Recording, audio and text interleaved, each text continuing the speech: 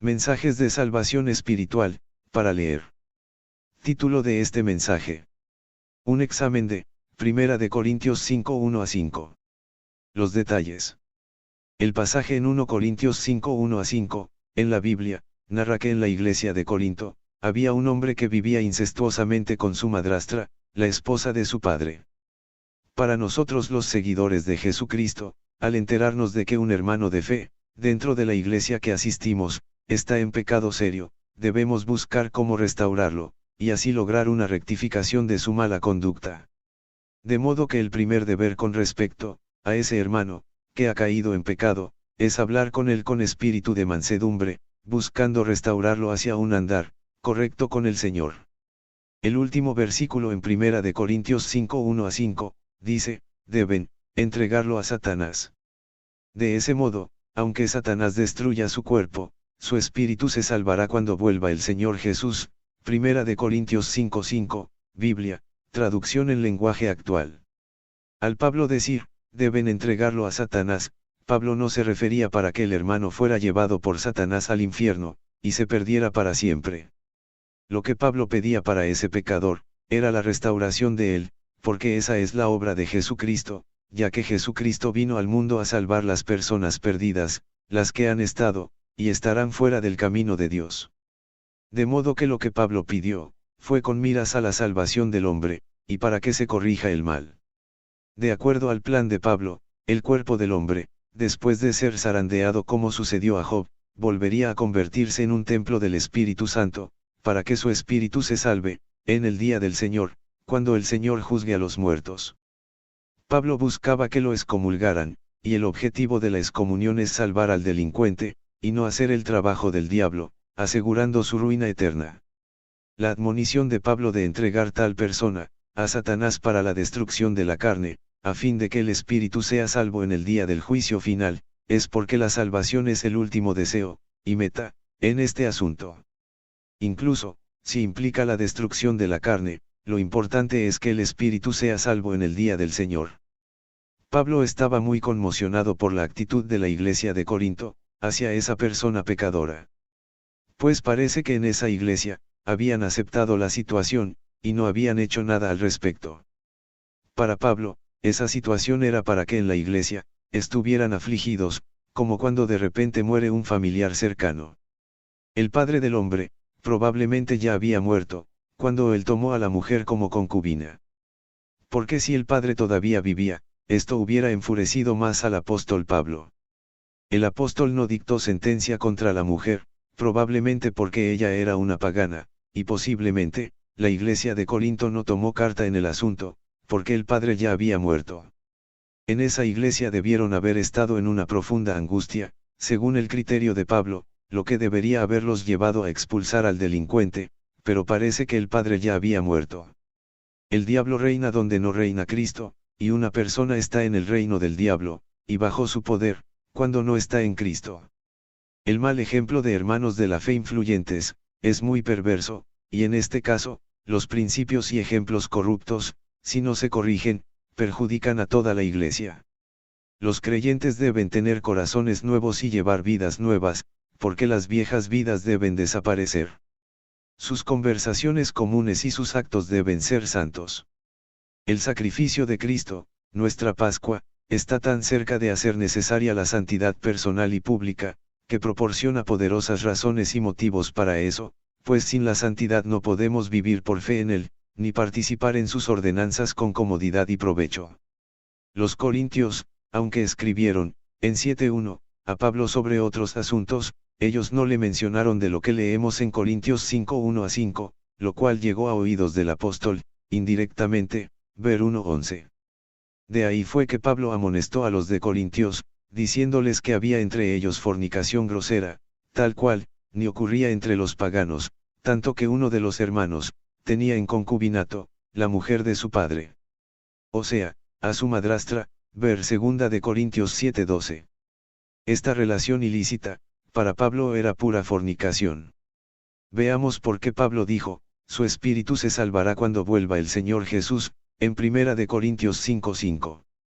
Nosotros estamos acostumbrados a expresar que, las que se salvan son las almas.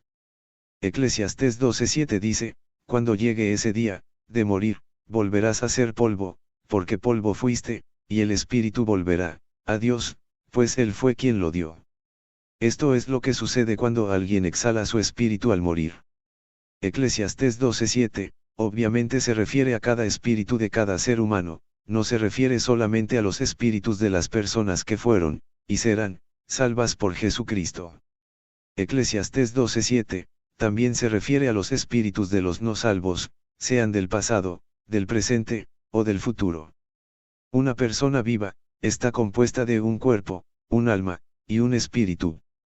El alma de una persona, cuando esa persona muere, si ella está salva por Jesucristo, ángeles de Dios conducen a esa alma al paraíso, donde estará en reposo hasta el regreso de Cristo.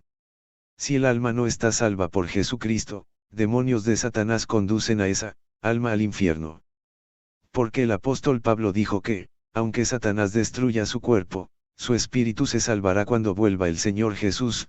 Para el tiempo cuando Pablo escribió a 1 de Corintios 5:1-5, él estaba ganando conocimiento, a través del Espíritu Santo, y el mismo Pablo, en una ocasión, tiempo después, escribió que, cuando Cristo regrese, los hijos de Dios serán resucitados, pues así se entiende en 1 de Corintios 15:52, y en 1 de Tesalonicenses 4:16-17. Al regresar Cristo, al mismo tiempo, Dios resucitará a sus hijos cuyas almas están en descanso en el paraíso, y se espera que Dios unirá el alma de cada hijo de él, con un cuerpo incorruptible, y un espíritu, posiblemente el espíritu original. De modo que cuando cada hijo de Dios resucite, será como un ángel del cielo, como enseña Jesús en Marcos 12:25, en la Biblia. Pues en la vida espiritual, ha de esperarse, que cada hijo de Dios que vivió, en este mundo, después de la resurrección, estará compuesto de un cuerpo incorruptible, un alma, y un espíritu, tal como lo estuvo mientras vivía en este mundo. La diferencia será que, después de la resurrección, el Hijo de Dios, tendrá un cuerpo espiritual incorruptible. La Biblia enseña que los que no son hijos de Dios, resucitarán 1000 años después de los hijos de Dios resucitar. Esto lo encontramos en Apocalipsis 25, y a partir de entonces, todos los seres humanos que murieron, salvos y no salvos, habrán resucitados.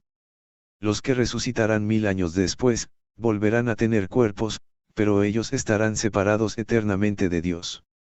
Porque esta resurrección será para condenación, de la cual habló el Señor Jesucristo en San Juan 5:29, y será terrible. Los hombres recibirán cuerpos que les durarán para siempre, pero serán cuerpos pecaminosos, no glorificados, y estarán sujetos al dolor y al sufrimiento, y ellos también estarán compuestos de cuerpos, almas, y espíritus. Al apóstol Pablo decir, aunque Satanás destruya su cuerpo, su espíritu se salvará cuando vuelva el Señor Jesús, significa que una alma salva, el espíritu que la acompaña, también estará salvo. Pero no habrá almas salvas ni espíritus salvos entre los que resucitarán, según Apocalipsis 25. Sino que habrá almas y espíritus de perdición. Las almas de estos, primero pasarán un tiempo en el infierno, y cuando resuciten y sean juzgados, serán trasladados al lago de fuego, y azufre, donde estarán por toda la eternidad. Apocalipsis 20:10 dice, el diablo, el que engaña a la gente, será arrojado al lago de fuego, y azufre, donde estarán la bestia, y el falso profeta. Allí sufrirán día, y noche para siempre. Aquí, la Biblia nos habla del juicio final de Satanás, de los demonios, y el de las personas que en este mundo, han sido, y serán desobedientes a Dios, hasta el punto de que tendrán al lago de fuego, y azufre, como el destino final de ellos.